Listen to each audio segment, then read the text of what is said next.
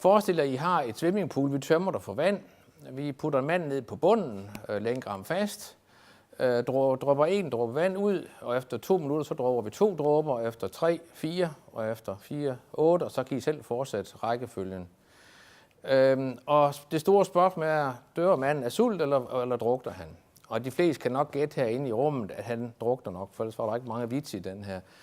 Og han drukner, det er ganske rigtigt, han drukner i de 43. minut. Og det er ikke det, der er pointen. Det, der er pointen, det er, at det går først op for ham i de 38. minut, at det er det, der vil ske. Og min påstand er, hvis vi sådan skal prøve at blive lidt i billedet, at vi befinder os lige nu i omkring det 35. eller 36. minut i den her digitaliseringstransformation, der er ved at ske.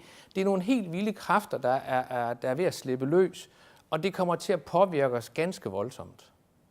Og det er det, jeg godt vil prøve at tale lidt om. Jeg var med til at stifte det her projekt, der var 3.0 tilbage i 9-10, sammen med Per Theis og Peter Pitras fra Odense Kommune, hvor vi har prøvet at arbejde med, hvad er det egentlig, der sker, når et land bliver digitalt, eller bliver et digitalt samfund.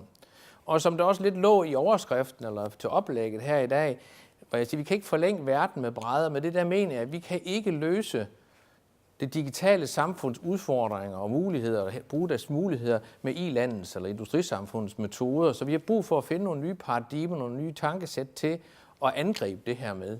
Og det er det, vi har prøvet at optage, eller der har optaget os i det her projekt. Fordi det, jeg mener, hvad er det distinkte, det er sådan set, at den digitale teknologi, den ophæver tid og sted, og hvad har det for konsekvenser? Det viser, at det har nogle helt dramatiske konsekvenser, fordi det her det er bare starten på en rækkefølge. Det ændrer måden, vi arbejder på. Vi kan arbejde hen over tidszoner, men vi kan også, altså vores forretningsmodeller ændrer sig fuldstændig. Vores økonomiske modeller, vores operating models under virksomheden, de forandrer sig. Måden vi uddanner ændrer sig. Jeg snakkede med nogle pædagoger og nogle professorer siden, der i fuld alvor påstod, at didaktikken var uberørt af digitaliseringen. Det er noget værd vrøvl, synes jeg i hvert fald. Altså, hvis man kan se i den grad, hvordan også, hele uddannelsessiden bliver påvirket af digitaliseringen. Ikke at det hele nu skal være digitalt, men at det påvirker. Det er det helt evident. Man kan bare se på, hvordan børn de opfører sig der, hvor de henter deres viden fra, og hvordan de kan gå på YouTube og bruge hele verden som klasserum, eller at hente deres viden fra. Ikke at vi ikke skal have traditionel undervisning, men det påvirker bare og hiver tæppet væk lidt under den måde, vi arbejder på. De kulturelle og sociale relationer, det var nok der, vi så det først, men det vil også gribe ind i demokratiets vilkår og former. Og sådan vil det løbe ned over lovgivning. Jeg vil våge den påstand, at det her det handler ikke bare om, at vi skal lave et lille lovgivningseftersyn, og så passer det fint til det digitale samfund. Jeg tror grundlæggende, det her vil komme til at påvirke fundamentalt den måde, vi faktisk lovgiver på lidt længere sigt. Fordi der er et mismatch lige i øjeblikket. Det påvirker vores rettigheder som borgere, forhold mellem borger og stat osv. osv. Og der er også en bagside af den her, nemlig digital sårbarhed, når vi bliver så gennemdigitale, som vi bliver. Og det, der er pointen her igen, det er ligesom, hvad er det her, hvad betyder det for vores samfund? Og hvorfor nogle konsekvenser vil vi tage af det, og ikke mindst, hvorfor nogle konsekvenser vil vi drage? Det, der er interessant, det er, at nu har jeg arbejdet med IT-politik i 20-25 år, og det har været komplet uinteressant for politikere at beskæftige sig med. Det her, det var administrationspolitik. Der var ingen stemmer i det, tværtimod. Man tabte nærmest stemmer, det var dårlige sager, så det holdt man så langt væk fra. I kan godt se, når I kigger på listen til venstre, så er det lige pludselig rigtig politik, og det er det, der er ved at gå op for politikerne. Skrædvist, lige så langsomt startende for et par år siden. Jeg havde fornøjelse at være inde i KL's bestyrelse i sidste uge. Det var samme dag, som de lige skulle beslutte det der med KL og regionerne der. Så jeg må godt nok lige vente 40 minutter udenfor, fordi der var et eller andet, jeg vidste ikke lige, hvad de lavede, men embedsmænd var sådan lidt, det kunne godt være, at det her med det digitale så ikke rigtig blev til noget, fordi... Men jeg kom ind, jeg var sat en halv time af, og efter 3 kvarter, så, og skulle de videre, det skulle jeg jo også, og de fortsatte en halv time bagefter at snakke om digitalisering. Det var ikke sket for 2 år siden af min påstand. Og de var ikke sådan, at der var nogen, der sad og pillede næse eller sad og mailede samtidig. De var meget, meget optaget af den her diskussion. Det er nyt. Og det kommer til at forandre tingene, eller i hvert fald er min påstand. Så vi har en helt anderledes vindue, vi taler ind i lige i øjeblikket omkring digitalisering. I det her projekt har vi prøvet at arbejde med at sige, hvad er det for nogen, hvis vi skulle prøve at formulere nogle strategiske elementer eller nogle pejlemærker agerer i det her digitale samfund, hvad skulle det så være? Vi tager udgangspunkt i, ligesom at vi i det industrisamfund, så byggede vi vores udvikling på nogle fundamenter, nogle infrastrukturer i samfundet, veje og broer og elnet og kloakker og alt, hvad der nu kunne gøre, at sådan et samfund fungerede, lufthavn og så videre. Hvad er så det landets, hvad skal vi sige, pendant til det her? Jamen, jeg tror, det har noget at gøre med vores bredbånd, for eksempel. Det har noget at gøre med, at vi har en infrastruktur på plads, at vi har vores grunddata på plads, at vi kan identificere os, at vi kan autentisere os i vores samfund, at der er nogle standarder, men også, at der også er nogle nogle markedspladser, der fungerer, så vi effektivt, hvad skal vi sige, kan distribuere og lave, hvad skal vi sige, eller fremme og udvikle, altså at applikationer flytter sig hurtigt og kan blive udbudt hurtigt, og med mindre, hvad skal vi sige, friktion, end det sker under de udbudsregimer, vi har i dag i den offentlige sektor. Det er også transaktionsdata som indkomstregister og alt muligt andet, der gør, at det er nemt at digitalisere decentralt. Til gengæld tror jeg, op på den anden side på det digitale service, hvor vi er på vej til så småt nu at gå ind i det, vi kalder velfærdsområderne, og ind i kerneprocesserne i den offentlige sektor, der er min pointe lidt, at jeg tror, vi skal til at lave en ny deling. At når jeg nu har sat staten i gåseøjne, så er det fordi, det kunne jo også være Kombit, der havde en rolle der, men der er nogen, der må tage sig af de digitale fundamenter, for imod at vi til gengæld må prøve måske at give kræfterne mere frit spil ud mod markedet på det, vi kalder digitale services. Fordi hvis man forsøger at digitalisere det, jeg kalder one level removed, altså et skridt væk fra virkeligheden, så har man det notorisk med at skyde ved siden af. Det tager for lang tid, det koster for mange penge, og vi rammer ikke målet, fordi vi er for langt væk fra der, hvor tingene de sker. Det synes jeg er en af de nye digitaliseringsdagsordner. Det her vil jeg sgu lidt hurtigt hen over, det tillader tiden, ikke? Men altså, det påvirker vores rettigheder, så det kræver en strategisk tænkning. Det kræver en gentænkning, noget af den måde, vi lovgiver på, og så skal vi kunne håndtere den her sårbarhed. Se, det er ikke meningen, I skal forstå det her til venstre. Det er bare sat på for at have et eksempel at tale ud fra, fordi det, jeg prøver at vise her om den der stat versus marked, det er det her faktisk et eksempel på. Det her er den nye brugerportal til skoler og daginstitutioner. Og det, der er pointen, det er, at den er faktisk skabt ud fra den her dellandstænkning. Den er nemlig skabt ud fra, at vi har forskellige brugergrupper, og de skal altså kunne håndteres forskelligt. De skal altså finde, hvad deres rolle skal de kunne matche sig i sådan en løsning. Der skal være noget, der kan leveres ud af markedet og ud i det kommunale marked, uafhængigt af det her fundament herinde. Og selvfølgelig skal vi så have et digitalt fundament, der løser det nationalt og fælles offentligt. Men det, der er forskellen, hvor vi før i tiden for mange har lavet løsninger som end-to-end-løsninger, hvor vi ligesom vil dække hele værdikæden, så sker det jo det notorisk, at det tager for lang tid, der er for mange, der skal blive enige, og tiden er gået, og markedet har vel flyttet sig, og teknologien har udviklet, og så er vi ved siden af det, vi egentlig skulle nå. Her skal vi gerne kunne have et agilt marked, og nogle innovatører, og nogle start-ups og andre, der kan levere applikationer ind til noget, hvor der er en rivende udvikling. Og det tror jeg, for eksempel digitale læremidler er et godt eksempel på. Hvis nogle dygtige pædagoger og folk med didaktisk indsigt gik sammen med nogle gode softwareingeniører og måske nogle spiludviklere, så kunne vi skabe en industri, og vi kunne skabe med agilitet og innovation i markedet. Alternativt så kommer nogle store forlag til at sidde på det her marked. Så vi skal have noget agilitet ind i det her.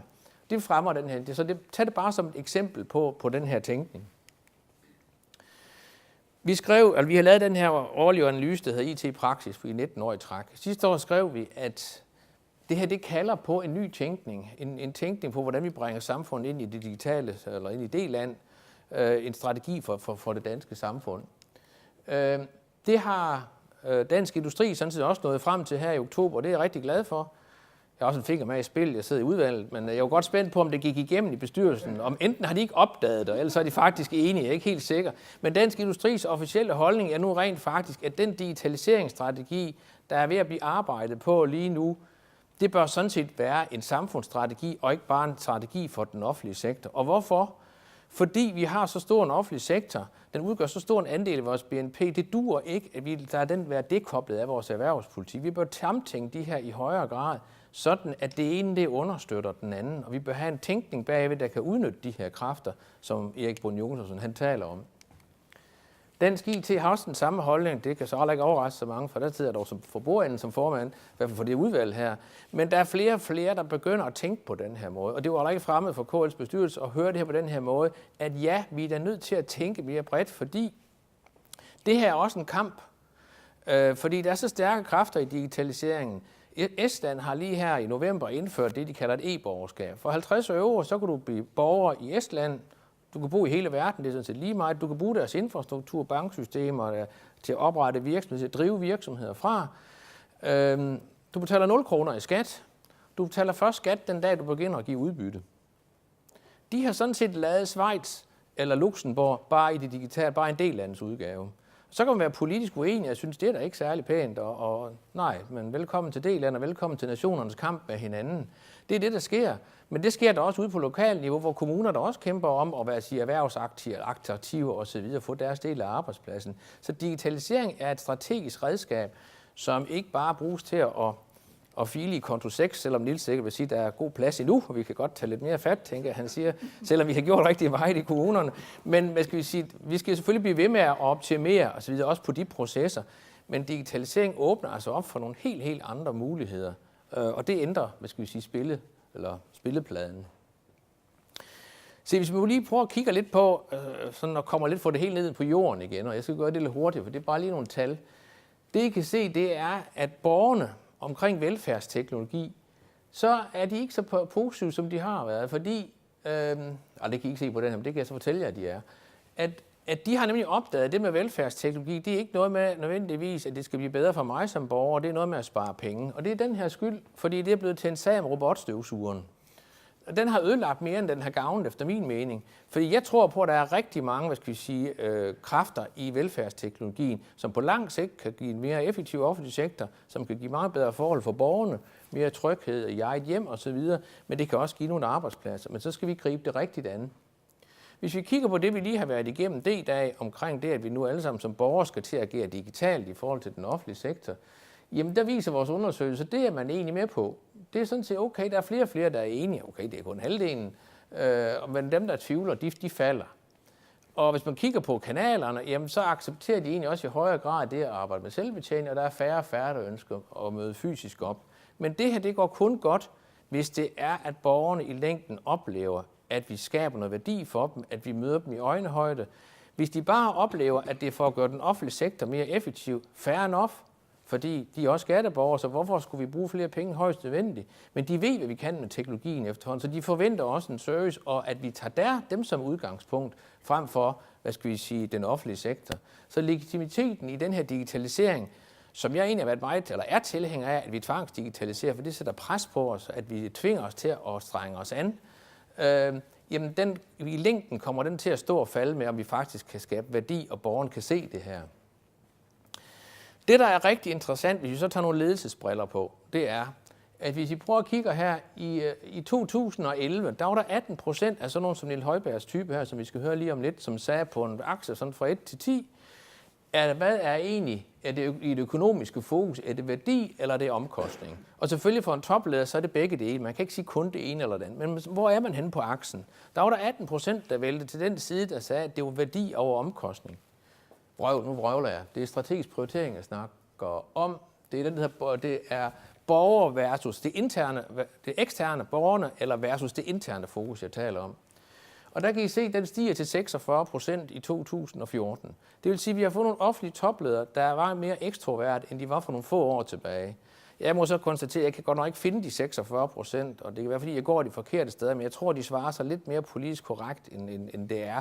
Men retningen er rigtigt. Det er den udvikling, vi ser ind på, og det er rigtig positivt. Samtidig kan vi se, at nu kommer så den her økonomiske fokus. Der er også flere, der lægger vægt på den værdi, de skaber. Det er ikke nok kun at styre på omkostninger og styre på internt fokus. Nej, vi må kigge ud af vinduet og se, hvem der er, vi er sat til for at lave myndighedsudøvelser og service overfor. Og endelig, så er de offentlige topledere blevet mere risikovillige. Alle de 3 ting, tror jeg, er noget, der er med til at skabe, eller kan skabe en ny måde at tænke digitalisering på, fordi vi bliver mere ekstrovert, og vi bliver lidt mere risikovillige. Og så vil jeg gerne gå op med en myte. Det der med, at kommunerne ikke kan finde ud af det, og de er for små, og de i øvrigt, vil selv det hele. Altså vores analyse viser klart, at næsten halvdelen af kommunerne, de er i gang med at lave samarbejde hen over kommunegrænsen. Det er de også i øvrigt på velfærdsområdet. Det foretrækker de rent faktisk. Så kommuner er i fuld gang med faktisk at lave samarbejder hen over grænsen, både formelt og strategisk. Så der sker rigtig meget, i kommunerne. Hvis jeg så skal prøve at lande hele det her på det her 20 minutter speed her, se, er jeg vist ved at have brugt min tid. Jeg har 3 minutter nu. Jeg skal lige se, om jeg kan lande den her, fordi hvad er så egentlig, altså hvad var så nogle af svarene på det her udfordringsbillede og det her mulighedsbillede? Hvis I nu her sad og var en workshop, og nu skulle vi skrive samfundets næste digitaliseringsstrategi, hvad skulle der så stå i den? Her er lidt af min bud på, hvad der skulle stå. For det første synes jeg, vi skulle tage en rækkevidde, der går ud over den offentlige sektor selv. Jeg har lige givet argumentet for det før. Og det her synspunkt deler faktisk mange af de offentlige topchefer. Det deler faktisk også dem, der er bedst in class, dem, der får de bedste digitaliseringsresultater, tror i højeste grad på, at vi skulle tænke det mere bredt end bare en snæver offentlig sektorstrategi. Vi skal have gjort op med den her kunde, eller vi skal have mere kunde- og serviceorienteret. Vi skal have en customer-centric eller en citizen-centric tænkning i den måde, vi laver digitalisering på. Den bedste garanti for at gøre det, det var faktisk at lave en samfundsstrategi. Så tvinger vi os nemlig til at tænke eksternt, og ikke kun tænke ud fra os selv som offentlig sektor. Vi skal jo også have tænkt ud over landegrænserne, fordi en del af vores systemer har ikke lige taget højde for, at borgerne faktisk agerer i et globalt samfund i dag. Både folk, der kommer hertil, og danskere, der rejser ud. Så det er en anden udfordring, vi skal have med. Så skal vi holde fokus på de svage fortsat. Jeg hører ikke til dem, der mener, at de ikke kan løftes med over i digitalisering. Det kan mange af dem, også mange af de sociale udsatte og svage. Der er faktisk mange spændende muligheder i velfærdsteknologi også her. Det har Odense blandt andet lavet nogle rigtig gode eksempler på. Men de skal selvfølgelig fortsat være i fokus. Så tror jeg på, at vi skal styrke borgeren. Der ligger enormt mange kræfter i hele empowerment eller samskabelsesdelen, som vi slet ikke har brugt endnu. Hvordan kan vi åbne, vores systemer op, sådan at borgeren kan være med til at skabe sammen med os som den offentlige sektor, på sundhedsområdet, på andre velfærdsområdet, på uddannelsesområdet osv. Hvordan lukker vi op over for, for borgerne og lader dem være med? Jeg var i et behandlingsforløb 1,5 år for noget kronisk lillefeber. Og på et tidspunkt, jeg skulle så føre dagbog og tage billeder, og hvad ved jeg, så på et tidspunkt var jeg på sådan en speciallæge, og så foreslog jeg med min dagbog, at man ikke ville have den. Nej, det var han sådan ikke. Nå, men du ville måske hellere have den elektronisk. Nej, det skulle han slet ikke have da. I hvert fald, altså allerhelst ville han sådan set være fuldstændig fri for at have noget, fordi hvis man ikke vidste noget, og ikke så noget, og ikke hørte noget, så var man ikke ansvarlig over for det der. Det er der altså ikke meget samskabelse. Vi er sådan set på samme projekt, ham og mig. Jeg er også glad for, at jeg er ret ressourcestærk, fordi man skal så følge med, hvad de skriver i journalen, eller hvad de glemmer at skrive i journalen, fandt jeg ud af. Nå, det er en længere historie. Men der ligger masser af muligheder. Så tror jeg også, at der ligger et behov for noget digital dannelse. Hvis vi skal forstå og optræde rigtigt, eller begå os i det her D-land, så har vi brug for noget digital dannelse. I Singapore, der uddanner de cyber welfare helt fra 0. klasse. Det tror jeg sådan set er en rigtig god idé at prøve at klæde vores unge mennesker på helt fra starten. Lovgivningen har jeg været omkring, men jeg prøver at gentænke den til et digitalt samfund, så den vil jeg gå hurtigt henover. Og så bare tage de 2 sidste. Jeg tror meget på, at en af grundene til, at vi har klaret os godt i Danmark, det er, at vi har et stort tillid mellem borger og stat, eller borger og den offentlige sektor. Det er et stort aktiv. Det skal vi passe rigtig meget på. Og derfor skal vi passe på, når vi digitaliserer, at den digitale tillid, den opretholdes. Og der tror jeg, at vi skal til at passe på med at sige, at vi kan ikke bare igen der forlænge verden brædder og bygge mere og mere parametersikkerhed op. Det løser det ikke alene. Jeg tror på, at vi skal til at deregulere, ligesom man gør i England. Jeg tror, at et af midlerne er at skabe transparens. Tænk, hvis vi nu gjorde, ligesom vi gør på sundhedsområdet, og siger til borgerne, jamen, I må gerne se, altså her kan I se, hvad vi ved om dig. Vi kan se, hvem der har kigget. Du kan få lov til at se, hvem der har set i dine data, eller data om dig. Sådan at det er borgeren, der holder øje med den offentlige sektor. Det tror jeg er langt mere gangbart på lang sigt, og også at vise den tillid, og også lade dem sådan set, få fat i, eller kan være i driver seat. Fordi det andet, der taber vi alligevel kampen på den lange bane. Så vi er nødt til også at tænke på nye måder der. Og endelig nye tilgang til digitaliseringen. Det med infrastruktur, digitale fundamenter og service har jeg været inde på. Lad dem, der er tæt på virkeligheden, være med til at skabe løsningerne. Markedet, hvad er det for strategiske greb, vi har brug for i markedet? I England har man indført det, man kalder en G-cloud, energi-cloud, sådan en government cloud, sådan at det bliver enormt nemt at deploye løsninger på den.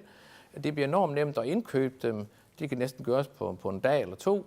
Det er ikke lige det, vi kender fra EU's regler herhjemme. Så hvordan kan vi prøve at accelerere den her udvikling og fjerne nogle af de her friktioner og skabe mere konkurrence i det her marked og mere transparens i markedet? Og endelig så tror jeg også, at et af de greb, der skal til, det er den der opgør med Big is Beautiful, fordi Det har vist sig gang på gang. Det holder ikke. Selvfølgelig, når vi har med digitale fundamenter at gøre, så er vi nødt til at have mere længere tidshorisonter på. Men ude på de digitale service er vi nødt til at være væsentligt mere agile. Ellers rammer vi simpelthen ikke skiven eller vi. Tiden er løbet fra os, inden vi når derhen. Klokfrekvens i samfundet stiger. Margrethe Auken sagde her i april, tror jeg det var, april 2004 på et arrangement om digitalisering, dannelse og demokrati. Digitalisering skaber et helt nyt sprog. Du var også lidt inde på det, Jacob, i din indledning. Og det vil også skabe nogle helt nye relationer mellem os som borgere og den offentlige sektor. Det er det, vi står midt i lige nu. Nu gælder det om at udnytte de muligheder. Og jeg vil slutte af med den her og sige, at der er aldrig nogen, der har set en statue af en komité. Og med det mener jeg, at det personlige lederskab, altså aldrig har det været mere vigtigt nu, end både det strategiske personlige lederskab til at gå foran i digitaliseringen. Man kan ikke gemme sig bagved som topleder længere og sige, at det er noget, jeg overlader til teknikerne eller andet sted. Man må forstå, hvad det gør ved ens virksomhed. Man må også gå ud og se, hvordan oplever borgerne og mine medarbejdere det her. Fordi det påvirker så voldsomt ind i ens arbejdsgange. Så når Jens Henrik Højberg, der var rigspolitichef, tog over til Bornholm og konstaterede, at Polsag ikke virkede, det var fint. Man kan så sige, at det var 3 år for sent måske, og 450 millioner for sent. Det kan jeg ikke klandre ham, fordi så længe havde han ikke siddet der et eller andet sted. Men så jeg tror, som topleder er du nødt til at have langt mere fornemmelse af, hvad er det egentlig, jeg giver mine borgere, de møder mig med? Hvad er det, mine medarbejdere får i hænderne og redskaber? Hvad gør det ved min organisation? Og hvad gør det ved måden at arbejde på her? Jeg tror, det var ordene.